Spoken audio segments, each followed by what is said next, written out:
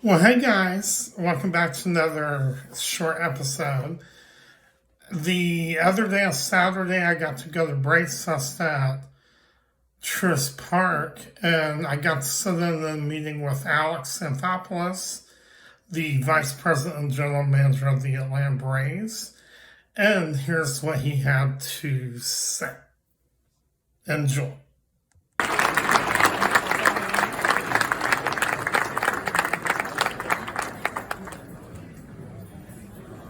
How's everybody? It is great to be here with you all. This is one of my favorite things all year. We get to come in here and we're enjoying the off season and all that, and all of a sudden, here we go. And this starts a new year. It's great to see you all. My name is Ben Ingram from the Atlanta Braves Radio Network. And in just a moment, Alex Anthpololis will join us. We'll have our State of the Team address. And we're going to shake things up a little bit. Last year when we did this, Alex felt like maybe we didn't get all the questions in. So there's a bunch of questions. And typically in years past, we've come out, he and I have talked and kind of, wasted some time. We want to dive right into your questions. So we're going to have a full-on Q&A to start things off. So be thinking about what you want to ask and all that. But right now, please welcome President of Baseball Operations, Alex Anthpololis.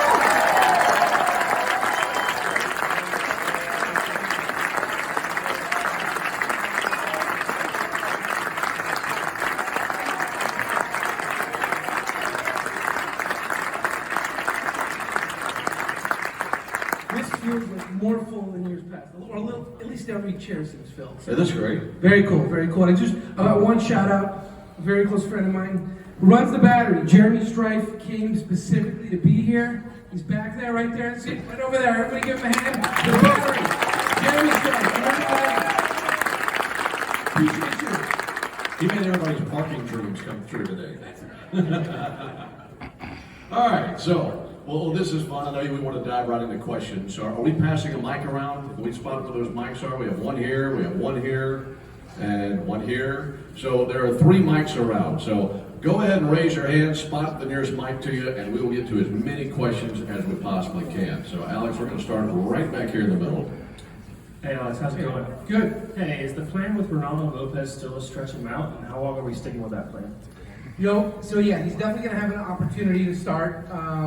And we're just going to see. We're going to evaluate it in spring training. So if he doesn't look like he's the best option to be in our rotation, we know he could be a fantastic reliever. But we're going to give him every opportunity to start and have as much depth as we can. He's obviously got tremendous upside. Right over here.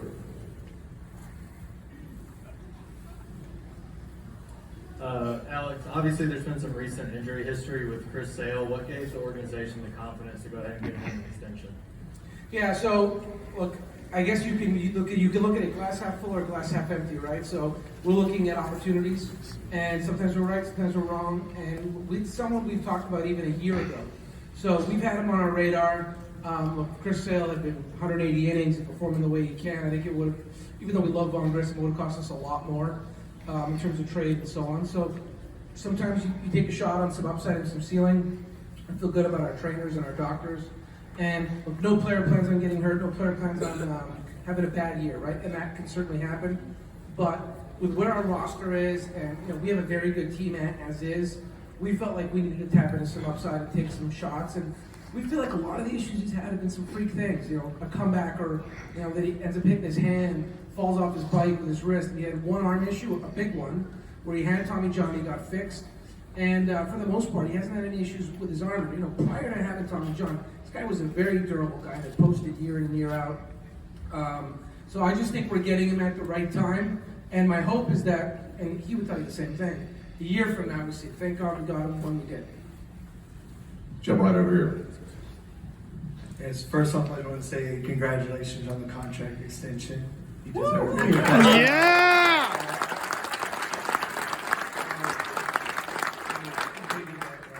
The Chris Sale thing. So he's had injuries in the last 5 years, a lot of freakish injuries. Just also gives you confidence that last year we had 16, 15 starters. We have Hurst and Waldron coming. All these guys that have had great spot starts. Does that give you more confidence in signing a guy that has high potential, but also, is it like risk injuries? Like that you have other 9, 10 guys, because it's a 40-man roster, not a 26. Right. Yeah, no, 100%. So, combination of things there. So, we will go into every year, on average, I did this study when I was GM in Toronto, you're going to use on average about 11 guys will make starts for you. That means, 5 will make 30, and you hope, and starters 6, 7, 8 might make 10 to 20, and 8, 9, 9, 10, 11 might make 5 or 6. But we try to go into a season knowing that we can name, before we get to spring training, we're 11 guys we think can make starts for us. So we had to tap into that last year way more than we thought that we did. But some years we haven't, right? And we still were able to get through it and have a great year and so on. If Chris had had a bunch of arm issues, a nagging elbow issue, a nagging shoulder issue, on and off, that would have been very different. But when you have Tommy John, leading up to it, you look at his track record, there was a lot of things that pointed to he was likely going to have it. So he had issues there, but he grinded through it. They won the World Series. It impacted the following year. Then you miss a year of rehab. Then it's your first year back. COVID, all those kind of things. But when you look at the file and all of it, it's a lot of freak things, and it's easy to get frustrated or down yourself or down on the player. But for the most part, the work ethic of this guy is off the charts. As a teammate, he's awesome. A big part of our thought process is, because we have all these young guys, we've had young starters since I've been here, who they're around in that clubhouse is critically important for us. So Charlie Morton being around, beyond what he can do on the field, the example he sets and what he brings and the way he goes about it, really important. Chris Sale. Look, the alternative is don't trade the players, go sign someone, right? Or keep everybody, but I can't put Chris Sale's brain and the person and the makeup into somebody else, right? And it's more than just what he's going to do on the field. And it's very hard unless you've experienced it. And even as a young GM, I didn't realize it, I didn't appreciate it until you're down in that clubhouse and you see it and you live through seasons. It's, in my mind, it's a monster deal. The importance of having guys around. And that doesn't mean he's going to go call team meetings or Charlie Morton does or whatever. But these are guys that are so well liked, so well respected. They set a good example. So as the young guys come through, because we have a ton of young arms, and look, by design, we've stayed away from trading those guys because we need that depth for now and for going forward. We want the right anchors and pillars in that clubhouse just to set the example. They're going to be themselves, but there's a lot of thought that went into that as well. But make no mistake, we got Chris for his ability. Then when you factor in the work we did on the person, it was like, we have to get this guy. Let's go right back here in the back. Hey Alex, congratulations again on the contract extension. How does that help you with your job, knowing that the Braves have committed a lot of years to you to be able to stay through the rest of the decade? And because you always talk about wanting to balance between competing now but not sacrificing the future, and seeing that you'll be able to oversee that for the rest of the decade, how does that help you with your job? Yeah, so, I did a radio interview today. They asked me that exact same thing. Was it a relief? Was it on your mind? And look, if I was a young GM, so I remember I first got the GM job in Toronto, I just got married, and we had been starting to look for a house as an AGM. So our price point was here. Then I get the GM job. The price point goes up for the house, right? So I remember my wife and I were outside, we were bidding war or whatever, and I said, look, as long as you're cool that we sell this place in 2 years, because I might get fired, right? Because we're very it's just sports, right? So I'm in a really different place in my life. Right? I've done this a long time. We've been smart financially and so on. So I'm beyond, when you're a young GM and you're 32 years old and you think I have to work the next 45 years of my life, I still want to work, don't get me wrong. But I've never been worried about that kind of stuff.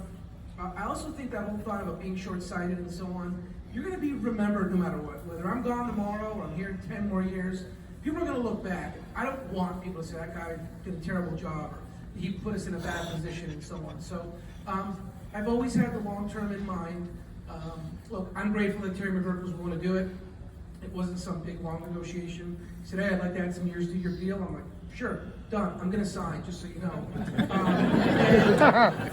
I trust him, right? It's a partnership. I'm not a first baseman or a third baseman or going to go to some other team. I'm not just going to uproot my family. Now, certainly if we didn't enjoy it here and I didn't like the setup, it'd be totally different. But the length and so on, that was all done because of our kids and school and so on. It doesn't mean I can't get fired. Or I said this earlier. I'm trying to get to the end of it, right? I have to earn it year in and year out. Yeah, I have this stability, but it doesn't mean you get to stay in this job. Just because you have a contract doesn't mean they get to keep you. That happens with players, right? Players get released, players get traded, just because you have a contract. So yes, you still get a paycheck, which is awesome. But I still have to earn the right to stay. And I said this morning on the radio.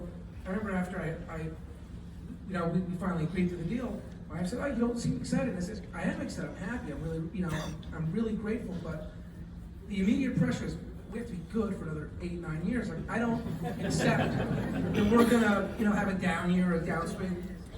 I don't want to come up here and you guys are gonna be upset, So that's the way I view this thing. That we have to be good year in and year out. So as much as I'm focused on 24, I'm equally as focused on 25, 26, 27, and that's what I think any GM should be doing in all sports. Alex, again, congratulations on your extension. Couple questions, one for you and then one for Ben. First of all, I like the acquisition of JP Martinez yesterday. Do you see him working out down the minors, or is he going to get shot to work out with the team at spring training? And then, Ben, my question for you, I enjoy your radio calls, and last year I enjoyed how you all had the former players come on. Are y'all going to do that again this year as well? So real quick on Martinez, guy's going to come in and compete and make team. Very good defender, left-handed bat, steal a base, solid throwing arm. So the fact that he can play all three outfield spots, he's a base stealer, he's a left-handed bat, has on-base skills, will work the count and so on. We just felt like we've been thin in the outfield just in terms of our depth. So once he became available, we moved pretty fast to acquire him. And then handle it. Yes, we had some awesome former players, and a lot of those same guys went back this year. Darren O'Day, Kelly Johnson, Nick Green, all those guys, and maybe even some more that we're getting to mix in. How about right here in the front? Good question. Yeah. Biggest signing of the offseason was the Shohei Ohtani. Just thinking about the way this contract was structured, what, from your perspective, what is your thoughts on contracts that are structured that way? If the Braves are ever structured a contract that way, and maybe the ethical concerns of structure. Yeah, I don't have an issue. Teams construct contracts all kinds of ways. There's always what makes sense for them. Look, I don't think we're going to see a player like him ever again. I mean, a guy that's at that level on both sides of the ball. It's unique. He deserves to be the highest paid player. I mean, we haven't. Obviously, people talk about Babe Ruth and so on, but I don't think Babe Ruth had the success he had on the mound as well. But no, I just think it's part of the game.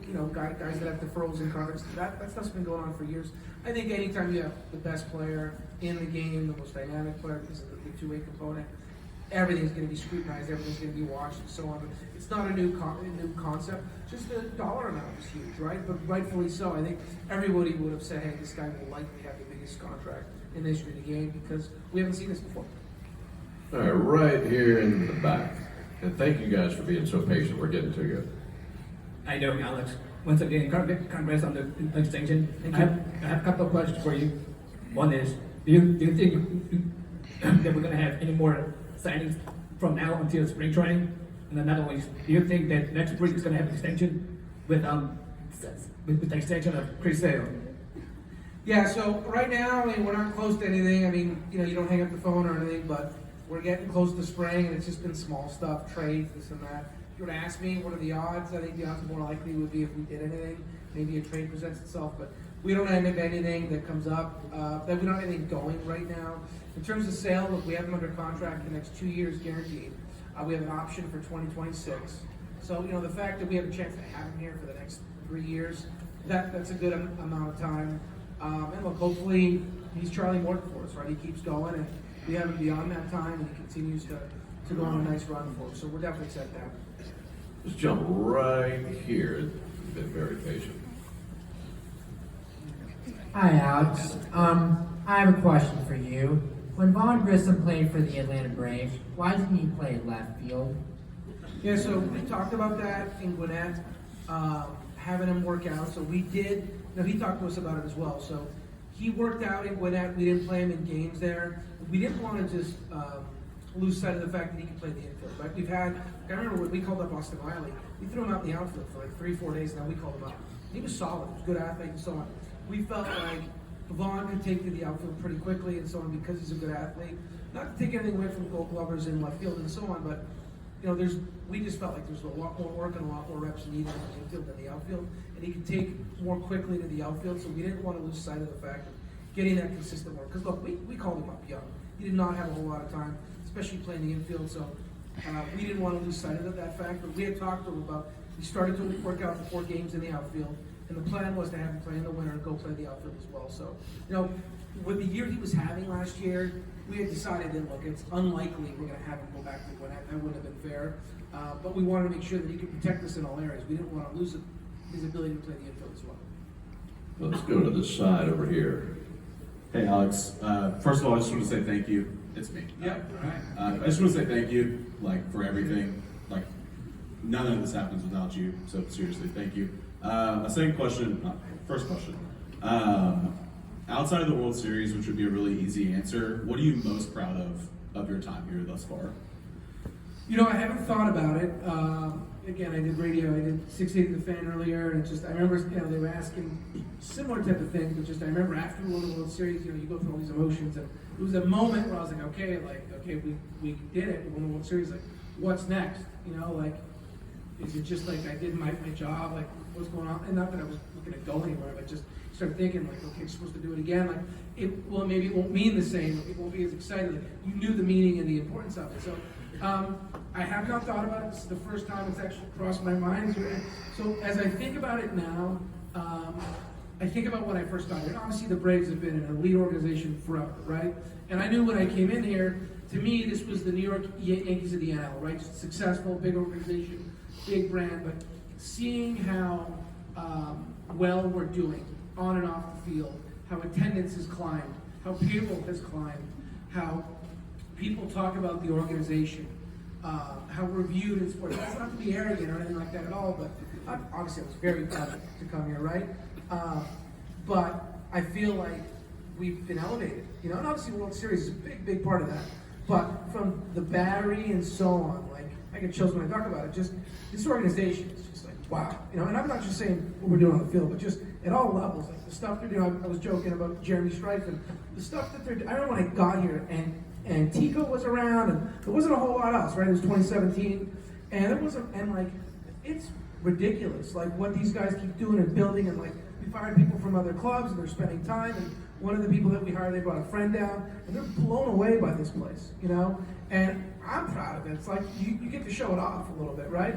And then you get, during the World Series, Fox Sports is talking about the fan base and the energy, and our players are talking about what an amazing place to play. I had a GM 2 years ago tell me one of their star players, he was on the IL, but he had come on the trip, and he had mentioned him because he obviously he knows all the teams in the league. He said, "Is Atlanta becoming the best place in the game to play?" And that is awesome. No one was saying that in 2018, and winning again is a huge part of it. So I'm probably just most proud of where we're at, and that's where that level of responsibility to keep it going.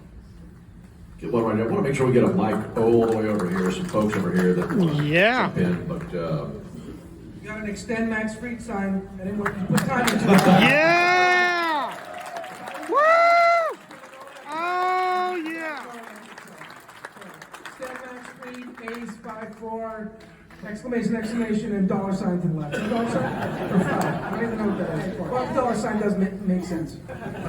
Hey, I just want to ask, are you satisfied with the composition of your bench, especially from a power perspective? I think we've been fortunate that Riley and Olsen haven't really been injured. Right. Get a righty and a lefty power bat, Mike Ford's still out there, and Enrique Hernandez. Yeah, no, so that's the one place that we've talked about that we actually just talked about this as a front office the other day. I think Matt's played 400 some consecutive games, right? It's if you were GM all those years, Cal Ripken was at shortstop. You don't even need to get one on your bench or set. But we have thought about it. What if something happens one day and so on? So it's one of those things that you can't have everything. I do feel like going into spring, this is the most complete team that we've had.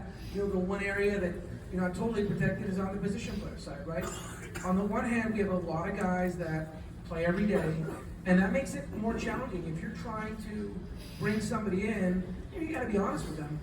What's my role going to be? How much am I going to play? I'm like, well, if things go the way we wanted to, you're not going to play. I'm not going to play every day. And I remember having this conversation with our players. I think right after the trade deadline. I was remember in the clubhouse, a lot of the guys were there. Just they're asking about trades and this and that. And I was explaining to them how when we got Nicky Lopez at the time, there was another player who was available who was, arguably, he was making, I don't want to say better, but had done a little more in his career, was making more money, a little more established, probably the best way to put it, right? And talent-wise, you might say you would take him over a guy like Lopez. Now, the issue would be that guy comes in, the human element, right? It's not fantasy sports and so on. You just stash a great player on your bench. That guy comes in, he's not playing, and he's not going to rock the boat, he's not going to be happy. How's that going to affect the mood and the vibe? When Nicky Lopez came in, we did so much work on the person, the teammate, and so on. We knew we'd fit in, we knew he'd accept his role. Snit's going to do everything he can to get these guys in here, but we have to weigh the human element. So, guys are still worried about their careers, rightfully so, and you have to weigh all that, the role and how it's going to work and how happy and unhappy they're going to be. So I don't see us doing a whole lot other than claiming guys on waivers, small trades like JP Martinez, minor league free agent signs, unless something just falls in our lap. All right, right back here. Hey Ben, Alex, thanks for doing this. I just wanted to ask, with regards to especially the relievers this offseason, is there any trait maybe a little deeper than raw K/9 or raw velo that you look at, and how much do you make your moves making the team better in a vacuum versus an eye at how many lefty sluggers the Phillies and the Dodgers have? Good questions. So look, yeah, we have a lot of internal stuff that we use, so I don't know how they do it. People really smart, went to much better schools than I did, and really, really bright and come up with great data, right, that I really rely on and we use. But yeah, you're looking at stuff. Of course you want swing and miss, right? But, is it swing and miss at the expense of command? If you're going to walk the ballpark and we're all going to be on the top step sweating it out, you kind of balancing those things, ground ball rate. But we're looking at stuff a lot, how stuff plays. We look at all the TrackMan data and so on. You're just trying to weigh all that stuff. Then you're looking into the person and, are they healthy? One thing I didn't appreciate as much early in my career was just the health. The games played calm, the innings pitched calm, the game started calm. And the one you talk about learning experiences. I remember way back when, for those who've been following for a long time. Remember when the San Francisco Giants signed Hunter Pence? I think gave him $18 million a year, 5-year deal. And at the time, I don't know if I was GM or assistant GM, I thought, well, that's a pretty strong deal for him, But, and I remember just looking back and thinking, that guy plays every day, he posts. And, if you have this super talented guy that plays 100 games, and he's better than the other guy, but then your next player, your replacement level player isn't as good, and for those people that are into war and things like that, you start combining it, or if they're not available at the right time in the postseason and so on. So, we kind of balance all those things. We weigh all those things. Back here in the corner. This is the Max Fried sign. Yeah! Alex, two things that we've learned very much since you've taken over here, and we appreciate everything you've done for this organization.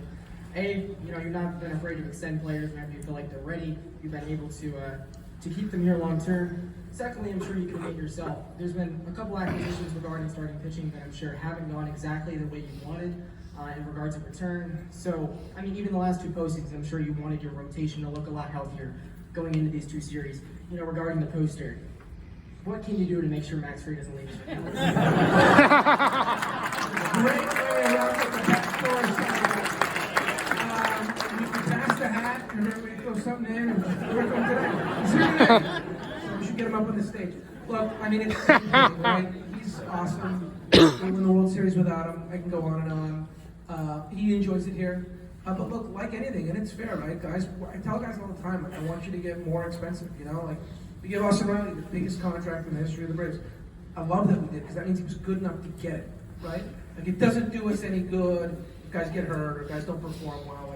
We're not rooting against these guys. So all these guys that are going to be free agents and so on, the more expensive they get, the more games we're winning. So we're rooting for that, right? So, look, like anything, the big thing with all these decisions, this is the hardest part about this job, is you have all these great players, and especially with a really good team, the way the system's set up is your team's just going to get more expensive no matter what, right? Just, these guys, these good young players, they're going to get more expensive, and that's the whole goal. So you can bring the same team back each year, and you're going to get that much more expensive. And you have to ultimately, we don't have salary cap, but ultimately we don't just spend. We've gone up, we're in the top 10 and so on, but we have to make tough calls, right?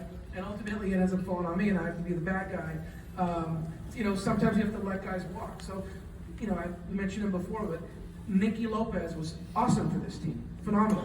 great fit, great clubhouse guy, beloved, knows his role, left-handed, contact, all that kind of stuff. But with where we're at with the roster, he got over $4 million, and he earned it. He deserves it, but at the end of the day, that's not a huge dollar amount, but there's only so much pie, right? There's only so we don't want to be in a position where, and I've said this before to players, in theory, you can play a player anything you want, right? It's just who you're going to surround them with. So there is no dollar amount. You could go pay one player 80% of your team payroll and keep the player and everyone's excited.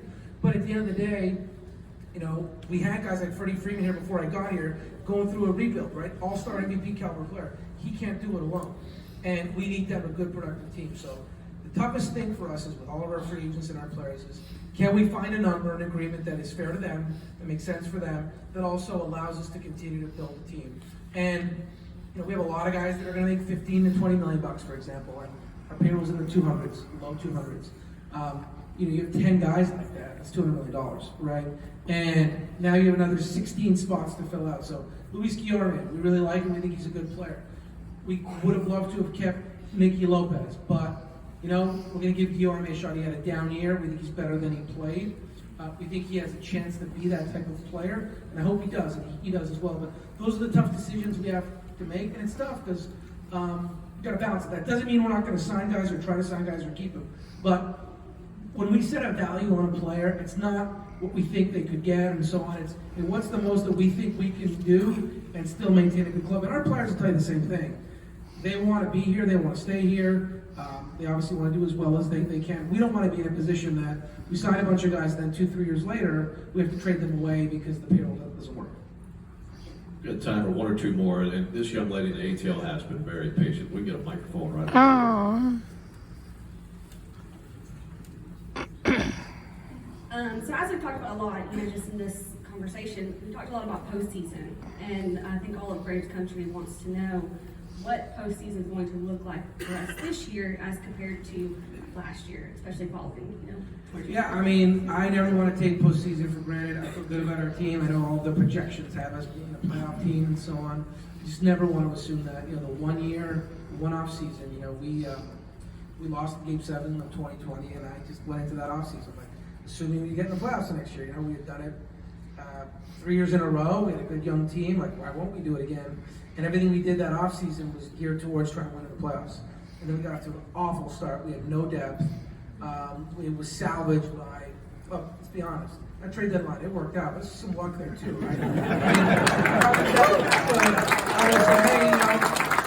Someone would have put up the audio clips when we acquired those guys. I said, yep, this guy's going to be an LCS MVP. This guy's going to be a World Series. Those guys deserve credit. I'm glad we got them, but you can't bank on that, right? That's definitely not a strategy. So we're so focused on getting back there. I think once you get back there, anything can happen. You just don't know. When we lost Raleigh, right, best player in the game at the time, you ever think in a million years we're going to win the World Series and it can happen, So yeah, I think we think about the playoffs. We certainly do. We feel like we're trying to have the roster and the balance and so on, definitely, but we still don't want to lose sight of the fact that we need to get there. So that one more right back here. Postseason, what do you guys expect Major League Baseball to do to reward the successful 100-win teams during the season? It just seems that was a big issue last year. The Dodgers, Orioles, Braves dominated the regular season, and then the layoffs seemed to hurt. What are your thoughts on that? Yeah, I got asked about that a lot. I know Smith did as well. So I have a few thoughts on that. So there's no changes going forward. But my personal thoughts, this is not how much. One is, I don't take anything away from the Phillies, because they're really the team and they beat us and they won. So anything that would attempt to diminish that, I don't think is appropriate. And what you're saying, I was thinking, John Schultz, obviously everyone knows him, an incredible Hall of Famer, but he had a quote that he has, and it's in our building in certain spots, and he said, winners make commitments, losers make excuses. And I feel like it's an excuse on our part, because if you told me you want to not win the division, you want to play a wild-card round, or you want 5 days off, we can take the 5 days off, and you know what? We got to find a way. We got to find a way to do it. And also, we got to give the other team credit. Those teams that make the playoffs are really good teams. The Phillies, even during the season, we won the series, obviously we won the division, but they played us tough every time, And even the year prior to that, going into that series, they played us tough. They're a phenomenal team, and they earned it. They deserved it. Their game planning was really good. So, yeah, we can say all those things factored, but we're not the only team that went through it, and we have to find a way to get it done. Same way when people say, "Oh, payroll, this, that, whatever it might be," it's a results business, right? You got to get it done. I don't want to make excuses. We're expected to get to and win the World Series. We're out of time. Let's hear it from Alex Anthpololis.